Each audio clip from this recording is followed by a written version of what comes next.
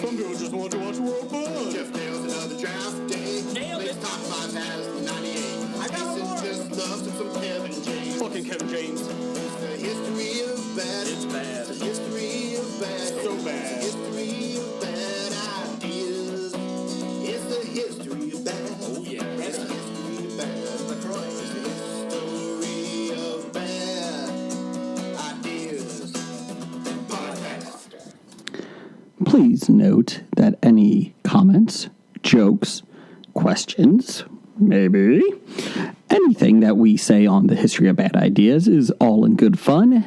And remember, we insult everybody. Our thoughts, opinions, questions, anything else, actions that we do on the show do not reflect any of our employers, organizations, advertisers, or anyone else that is associated with the history of bad ideas. And remember, at the end of the day, it's just a joke. Welcome, everybody. This is Jason from the History of Bad Ideas, along with Brad from the Cinema Guys. And we got a special collaborative effort here, interview this week with Michael. Michael, can you please tell me how to say your last name, because I do not want to screw it up. It's Paszt. Okay. Gotcha. Thank you. And then Ian with us, and for wrestling fans, better known as Vampiro. What up? How you doing, man? I'm freaking out because I'm going to smash my computer, but I'm excited to be here, and I'm going to do that. I got this head trauma thing, and it makes me crazy when I can't see what I'm doing, and I don't know what the hell I did. But anyways, I'm fine. Thank you for asking. Good. Don't worry. I cannot stand Skype, and my tech guy on the podcast is the one that usually does this, so don't feel bad. You can smash the computer after this. Yeah, anyways. You guys can see, right? Yes. Yep, we can see you just fine. We are see you good. and hear you. Are you sure? Yep. Yep. We see it. Got you right here. Got It's a camera test. We got. That's a good thing there, Ian. I got your butt in that doing that too.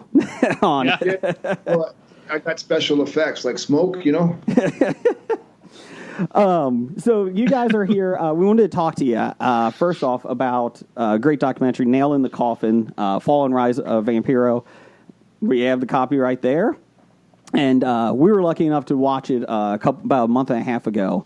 And I did a couple of reviews. Brad and I actually did a review of it on YouTube as well. And we appreciate you guys making some time to come on and talk about this. Michael, this is your first directing job on, especially with a documentary. What made you want to do this? I think first and foremost is my passion for wrestling, for lucha. I love it. Absolutely love that. I love documentaries. And, I think if there was one person I would pick, it would have been Ian. I mean, I think he's the most, one of the most interesting, most polarizing wrestlers, entertainers in the business, right? So when I reconnected with him after about 15 years, we'd lost contact, and he told me he was commuting from Thunder Bay, Ontario, to Mexico City to Los Angeles, having to be back on every Sunday to take his daughter to school on Monday. It was it blew me away, right? So that was the catalyst for the story. And Ian, like Michael said, you were flying from Canada down to Mexico. I hate a 25-minute commute to work. How did that drain on you, or was it just something that you just put your head down and you just needed, you needed to do it? I'm sorry, I was jumping around in front of my screen. Can you guys still see? I don't know what's going on here, man. I don't see anything. I got a blank white screen. We see you. We got you. Yep, we see you just fine. We saw you dancing. Yep. So, I don't know. It's got some weird office effect. I don't know what the hell is going on here. You look very professional. I just hit my pipe just one time. You know what I mean? It doesn't work that fast. I don't know what the fuck's going on. What'd you ask me about going back and forth to Mexico? Yeah, how flying from Canada to Mexico every week and that. Was that draining, or was it just something you needed to do? I've just been doing it for 39 years. I mean, it's part of my makeup. I've been on tour since I was like 15. And I feel strange when I'm not doing that. I'm not used to living in a home. I'm used to staying in a box of a hotel room. I feel safe. It's almost, I can equivalent it, and not that I've ever been, but I've seen enough documentaries, when people who have been in the system and institutionalized or incarcerated for decades, and then they go back into society, they don't know how to fit in. Sure. That's exactly how I feel right now. I don't know how to handle this because I'm not on the road. And but I like it, though. I'm happy. And you're in Thunder Bay right now, correct, Ian? That is correct. This is home. Okay. You said it's snowing? It's freezing, froze my ass off, and yeah, dude. Brad, did you have a question too? Did you want? Well, I am not. I'm the one of us that wasn't. I'm not a wrestling fan as Jason is. Like I grew up watching some wrestling a little bit when I was a kid, but then we were given this documentary, and I was just blown away by it. Like your career was something, definitely a story that was completely interesting. I'm glad Michael was able to tell your story, not only the story of your wrestling, but the relationship with your daughter. Like I have 2 kids, and it just that connected with me, that part of your story, and I thought I just think it was an amazing story. Like that connection you have with your daughter, and how hard that you do things for her. Like, is she like a big part of like what motivates you to go? She's the only motivation. Okay. I've been very fortunate, and I'm dealing with so much right now, like being interviewed in Canada or North America. Mm-hmm. People don't know anything about my career, and I don't realize that. So it's difficult for me to answer this in a way that will make sense, because if I told you that I've wrestled in front of 5 or 6 million people, yeah, you're like, well, how's that possible? It is.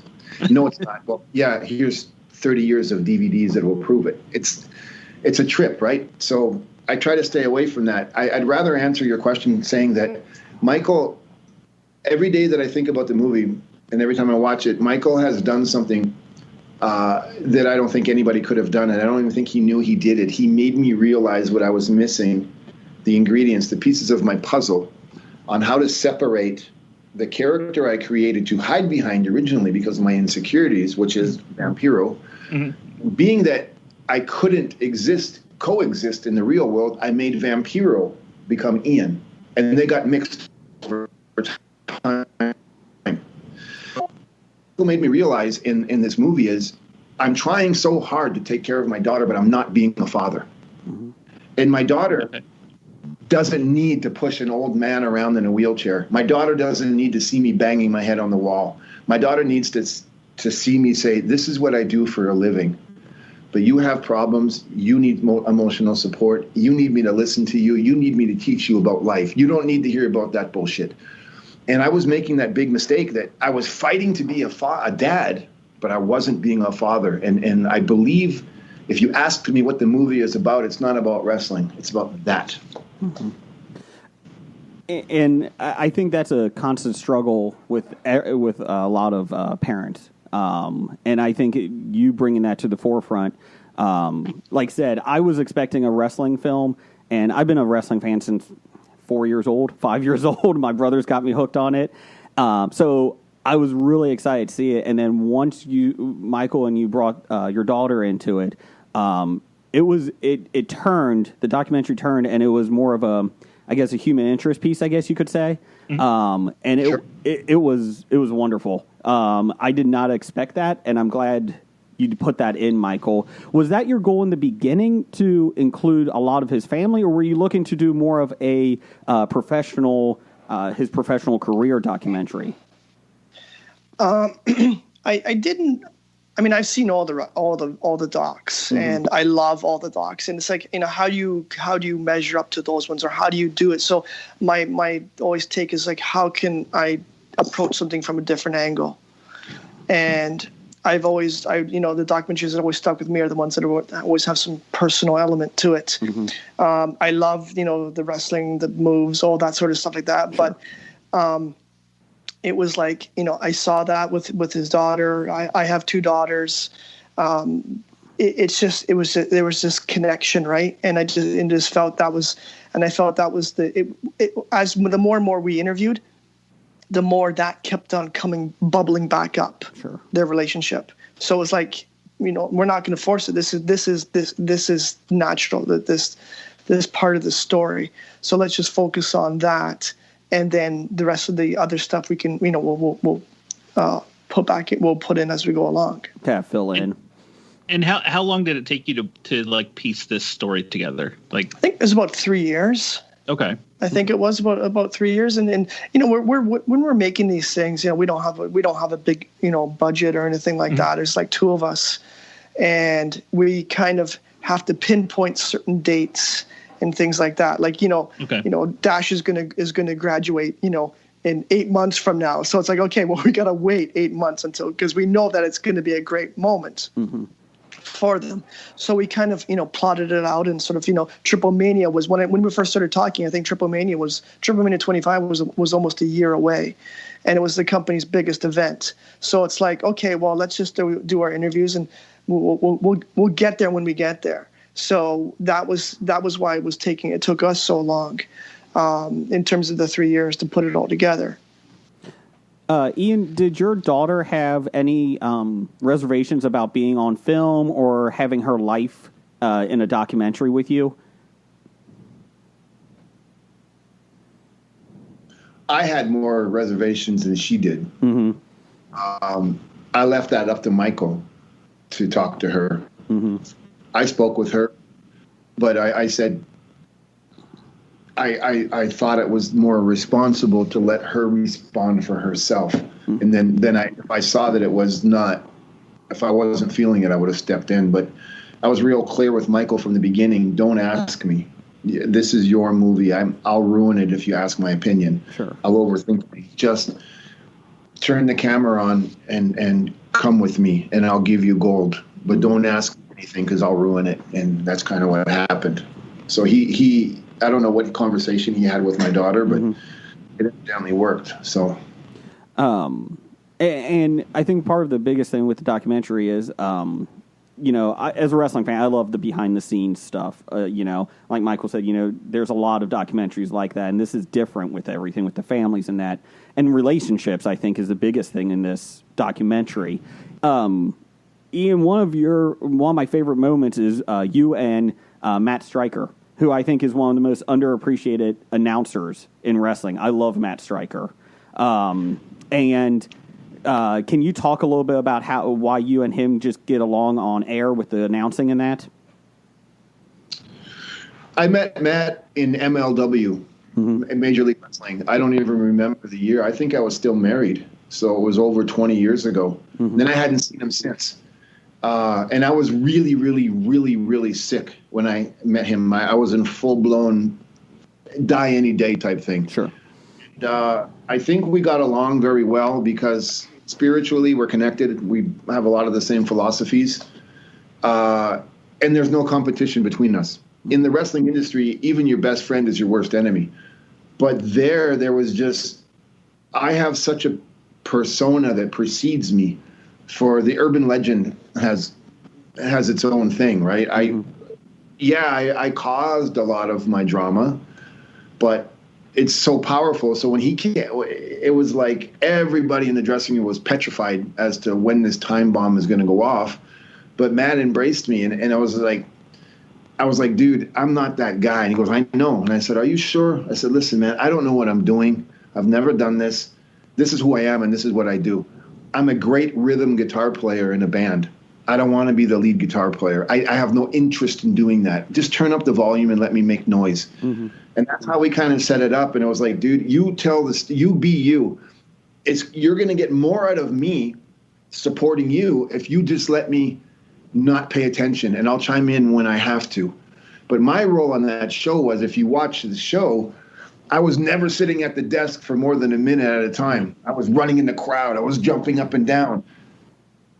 And I thought, no one's ever done that before in wrestling. And Vampiro became famous because of his energy, not because of his talent. It was just the show that he did within the show. So I thought, how can I contribute to this guy who's the best at what he does, but still fit in? And I thought, just put no rules on it, no limits, and just go off. And when you're sitting down, say something. When you're not, do your thing. And it kind of evolved from that. And we just became this unbreakable team. Yeah, that's what happened. I was very happy to see Matt Stryker in there because, like I said, I love that he puts so much facts and history into his play calling. And so many moons ago, real quick, I went to WrestleMania in Houston, and they have that access, the WWE access, and you can do a play call with an announcer. And Matt Stryker was actually my guy that I got to sit next to and announce a 3-minute match with.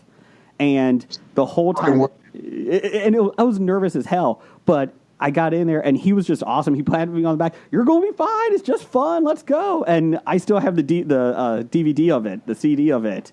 And it's just funny. I'm glad. Yeah. See it. He probably said, hi, my name is, and thank you very much, because he doesn't shut up, that motherfucker.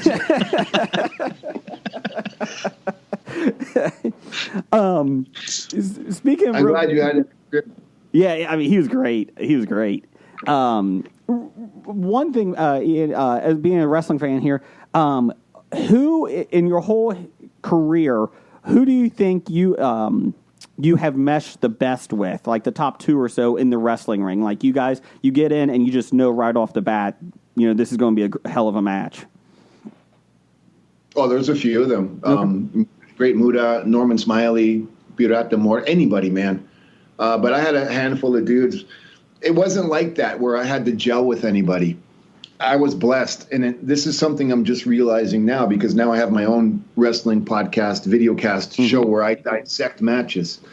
I'm never going to pat myself on the back. But the character was so strong that the police had to bring me into the building 2 hours before the show because of the amount of people waiting to see me. Mm-hmm. So you don't have to have a partner that you click with. The people are there for one reason, and they're there for one reason only, and that's to scream and get that adrenaline and all their life's problems out, and the underdog is there, and we're going to scream together. So it doesn't matter. That's the reason Vampiro was famous. I never had a storyline.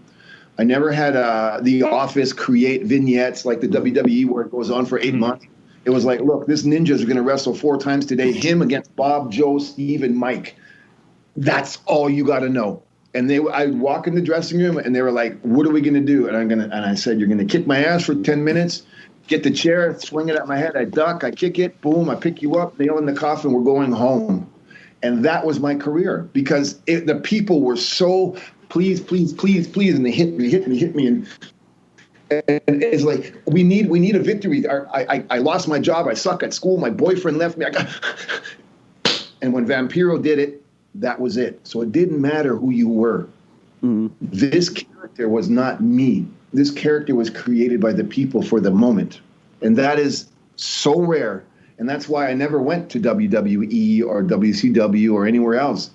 I was made in Mexico. I was made for Mexican wrestling fans. And I stayed there loyally. And I still, and that's just the way it is. Mm-hmm. So that's my career in a nutshell.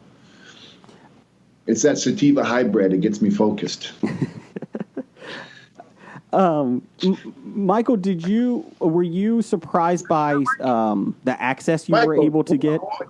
Hold on. I'm taking over your shit. Michael, is that accurate?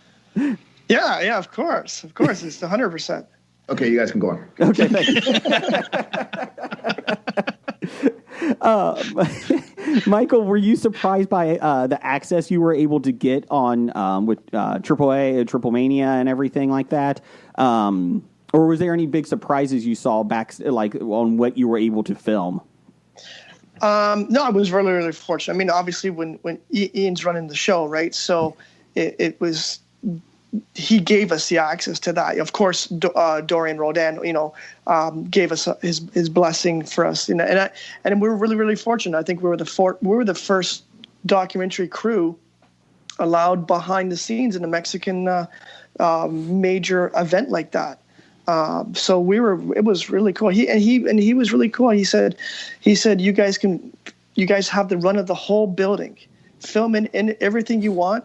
The only thing I ask for is just don't get the guys when their masks are off in their private moments. And I'm like, yeah, 100%. That makes them for sure. But everything else was fair game. And it was really, really wild when we got dropped into Triple Mania 25. It was absolutely insane, with everybody there, and I kind of fashioned it to organize chaos. It was just wild. It was intimidating. And as a fan, I was like, so just like, it's like a kid in a candy store, right? Seeing everything, seeing all famous people and all this energy. It was incredible. And you can lose sight of all that when you're filming, because sort of like, it's just, everything is happening everywhere. And for us, it was just, our focus was, okay, you know what? Let's just stick with Ian. Mm-hmm. And wherever Ian goes, because he's sniffing out the drama. So we'll just follow him and drama will follow us. So it was great. Speaking of drama, can you explain, and I missed what the issue was, or with Jeff Jarrett after Triple Mania. Like, Ian's basically dragging him to the ring to get him out of there because he's just talking. But afterwards, what was the drama with him and the other wrestlers back there? If you can go into it. Yeah, I can. The reality is, when you see somebody falling into a hole with mental health issues, addiction issues, and you watch that and you're sick yourself, and you can distinguish that this person is ruining his career by picking fights, by coming to an event of that magnitude, battling addiction issues, and those overfold into that scenario. So you bring that drama in your sickness. People see it. When you're at that level and it's no longer a hidden thing, that's the danger zone. That's when somebody dies. Mm-hmm. So I've known Jeff pretty much my whole career, and it's been up and down with him, between him and I. But on a personal level, we're great friends. As business people, we don't really get along. We don't see eye to eye. But as friends, and I was the first one who called him when he went into therapy and into rehabilitation. When I saw that, I was so angry, but I couldn't say why I was angry. I was angry not because he was being a fool at the show, because he's not the only one. I've been in wrestling for almost 4 decades, and I've seen stabbings in the dressing room. I've seen shootings. I've seen beatings. I've seen shootouts in the crowd. There's nothing that's going to surprise me, and I don't like to focus on that stuff. But let's be real, okay? Ain't no bullshit. This isn't ballet. These are bad motherfuckers. These are guys who come from dysfunctional lifestyles, and they're either messed up when they get in there, and this is the only place where they can exist, and they have access to money every day to feed those addictions. So when you grow up around that, Jeff Jarrett's been in this since his grandmother, then his father, then him. So he's got that in his DNA. So when you put a guy like that who's having those issues, and nobody around him says, we need to get you help, and you let that go into a production of that size that's live, and you're not even concerned about his life. Mm-hmm. It pissed me off that how can you dump this on my lap? Not Jeff, not AAA, life right now, when this guy is about to die. He can have an OD tonight. He can kill himself. He can do something. And the only thing people were really focused on is Jeff Jarrett's drunk backstage. No, motherfucker. This guy's about to die. If you don't help him now, it's over. And that's what bothered me. That's what made me so angry, that there was another human being, and the only thing that people worried about was money. Yeah. It pissed me off. I was watching the film, and I kept counting down, like, looking at my watch, like, he's got to get out there. Like, is he going to get out there? And you dragging him out there was nerve-wracking on my end, just watching it. Like, get him out there. And I understand why, but yeah, I mean, it was a little intense, like I said. And I was just trying to figure out exactly what was happening then when he came back from the backstage, or into the backstage area. Well, what happened was he was full-blown gone. Mm-hmm. Addictions, the substances, whatever it was he had ingested, be it alcohol or something else, that is the results of abuse. And he picked a fight with everybody. He embarrassed everybody. But he didn't do it. He was a lost individual, and those are the effects of drugs and alcohol. Mm-hmm. So what happened was it just got out of control, and it escalated. And you got a lot of guys with steroids There's a lot of guys all drugged up, and they're you got 30,000 people out there, and you're going to go fight. You're just in that vibe. So you got all the demons are in that. What a pro wrestler has to go through. His personal rituals to get in the ring are voodoo-like. You knock on Lucifer's door to be able. You're pressured. You call your wife, you call your daughter, you call your son. You look outside, you do your push-ups, you pray, you go to the back. It's a fucking trip.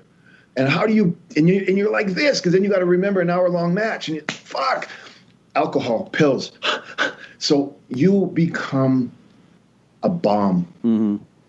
And if you got 40 dudes that are like that, one wrong blink, one wrong breath, it's gunpowder and you throw a match on it, you're fucked. Yeah. So I'm like, Jeff, you're that match, and that's the powder keg. If I let you go in there and shoot your mouth off and do Mexico and Gringo and all this bullshit, someone's going to kill you in the dressing room. And I don't want that on my watch. Yeah. That's what happened. Okay. Wow. What's up, big Kevin Cross? Kevin Cross don't fuck around. Kevin Cross is an amateur wrestler, and he plays around with MMA. He's a street kid.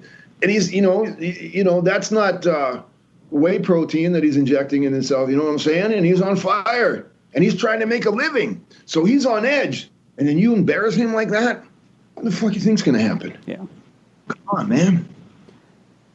It's a tough position for me to be in. Sure. Brad, go ahead. That should have made Henry, huh? I'm loving this. Like, I'm sure you could probably talk for hours and hours and hours of the stories that you have. For 7 days. It's not a fucking thing.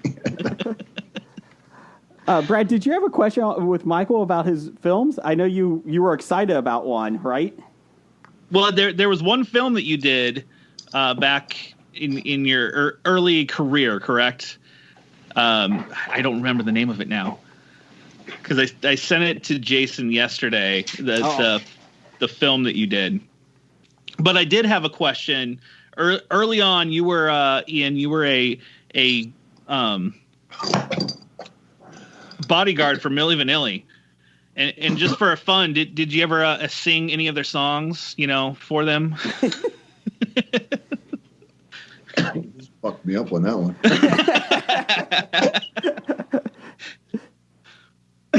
No, I played bass in a few shows. Okay. But it was too crazy. It was too many girls. It was too dangerous. I had to do my job. I had to do my job. It was like that. There was no room for anything else. Yeah. And then I was, trying to keep them alive. Seems like it's. I know question for Michael. You've done a lot of producing work before this, like Turbo Kid, which I love that movie, and you have one coming out that you produced, Psycho Gorman. What was it like moving from being behind the scenes of, say, a film to I'm the one in charge running the show to get things done? It's a good question. I've been working in film for many years, and working in I started off working in production. I first started doing music videos. Okay. So I shot music videos. I shot a video for the band Anvil, for example. I worked with them and those guys. I don't know if you've ever seen the Anvil documentary, but it's absolutely brilliant. And it was one of those. That was a film that really inspired me to sort of kind of think about doing something at some point. So I always loved that part of the business, like doing docs and all that. Mm-hmm. And as a company, we get involved in producing films, and we support a lot of filmmakers, and it's awesome. It's awesome. Psycho Gorman's coming out, and it's absolutely insane. Steve Kostansky is a brilliant filmmaker. The stuff that comes out of his head is pretty wild. Turbo Kid is awesome.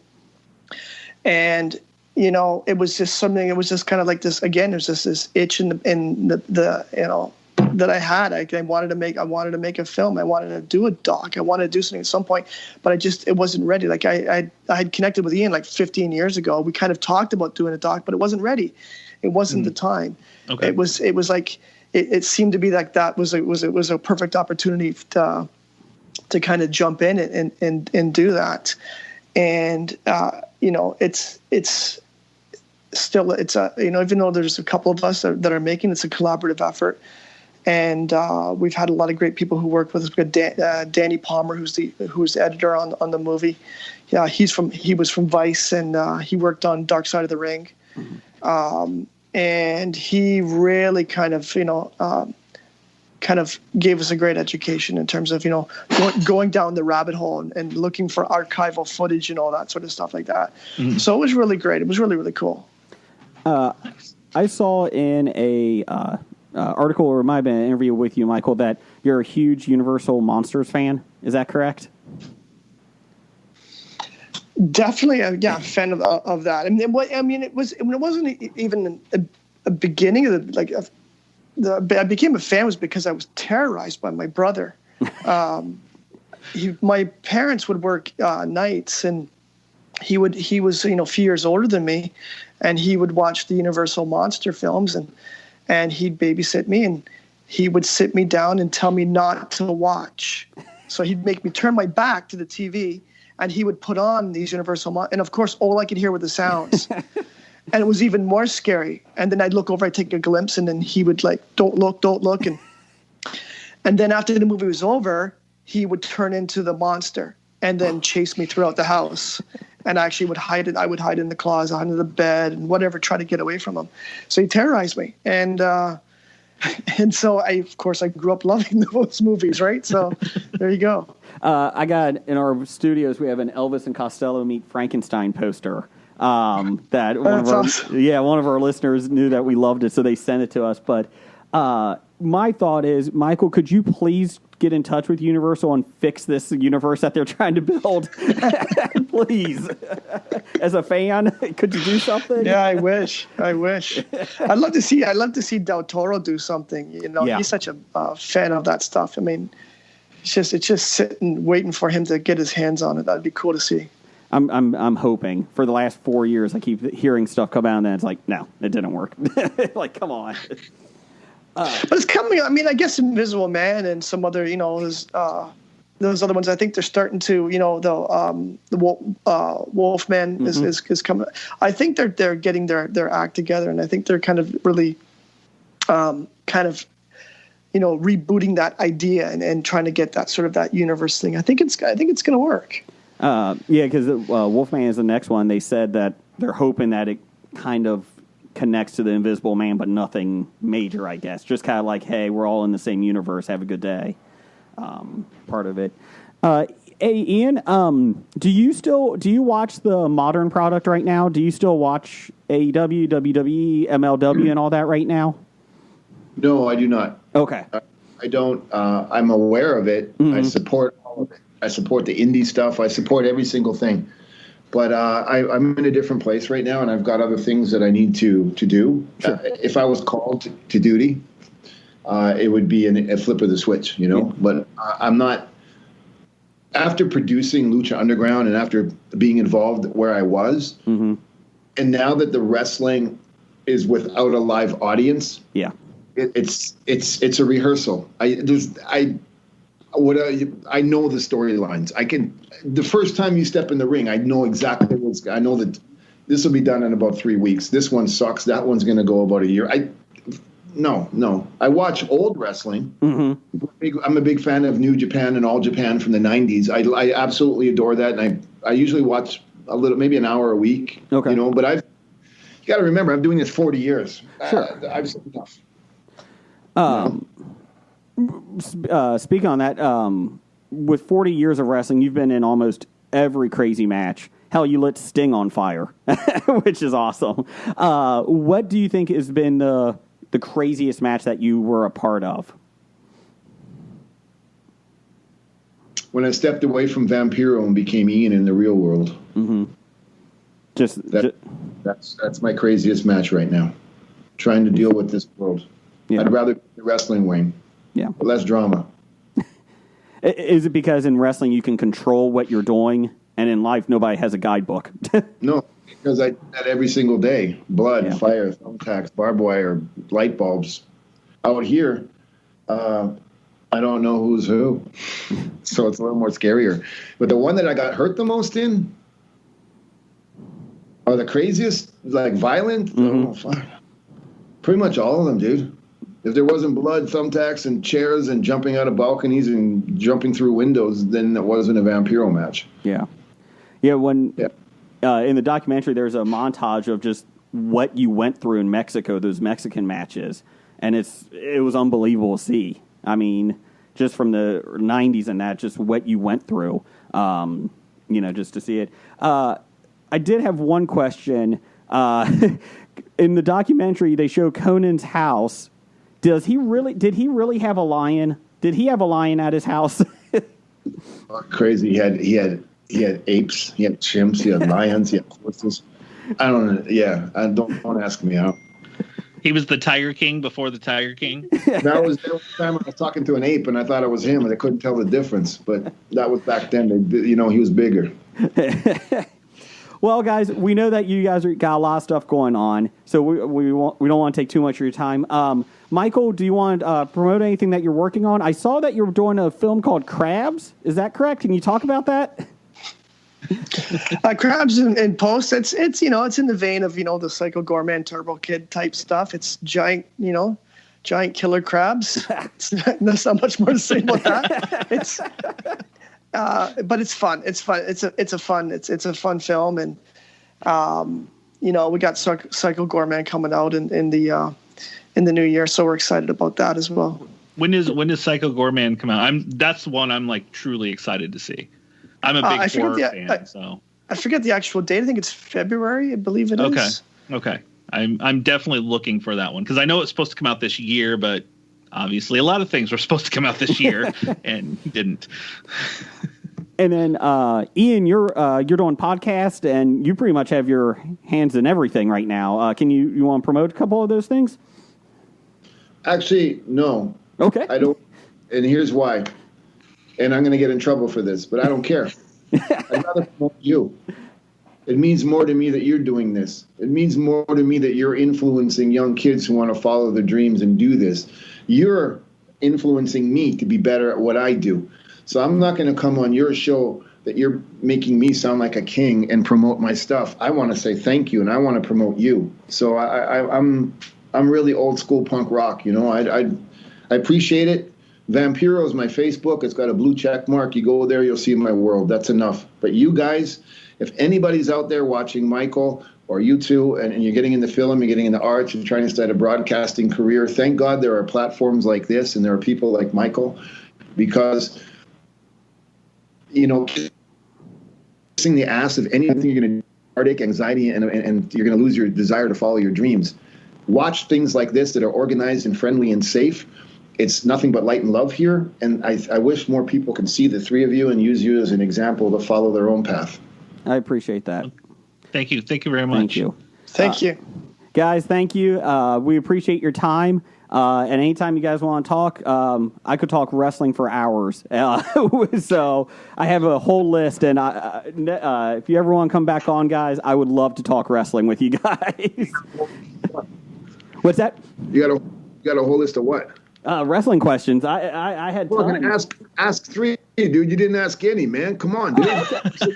Starting talking about wrestling, and then we're saying goodbye, and you tell me you got a whole list. That's bullshit. Ask 3 questions. Hurry up. Okay, so you were in WCW. Who was your favorite? Who was your favorite person in WCW? The one that handed me my paycheck. Well done. Okay, so who was the most difficult person to wrestle against? My ego. I'm sorry, who? My ego. I like it. And if you could have one last match, nothing hurts, nothing. You can go in the ring. Who would you have it with? Jennifer Aniston. I'll see if we can get that for you. I'm trying, man, but it's just not happening. Trying. I appreciate it, guys. You have a good day, and check Awesome. out Nail in the Coffin, Fall and Rise of Vampiro. It's on Epic Pictures. You can get it, and pretty much look for it on our Facebook page, and YouTube will have links to it. So thank you, guys. You have a good day, and stay safe. Thank You you said very much, awesome. guys. Thank you. Thank- Bye-bye. Thank you, Michael. Whoop, there we go. Walking Dead to Talking Heads, from comic books to TV sets. There's a history, not so bad. There's the history. It's the history of bad, so bad. The history of bad, it's bad. History of bad ideas. Podcast. You are listening to a Hobie.